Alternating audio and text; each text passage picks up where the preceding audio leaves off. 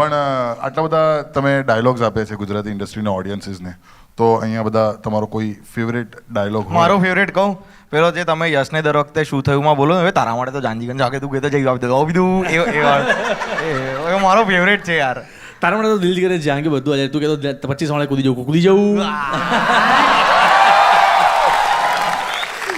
You want believe એટલી બધી memories છે શું થયું નહીં એમાં. છે ને આમ નીચેથી હું તાળી આપું છું તો બધું આખું ઇમ્પ્રોવાઇઝ કરેલું. મેં કીધું કેડી સર આવું એક આઈટમ આવી છે, આ કર લો વાંધો નહીં, આવું કર્યું એમણે.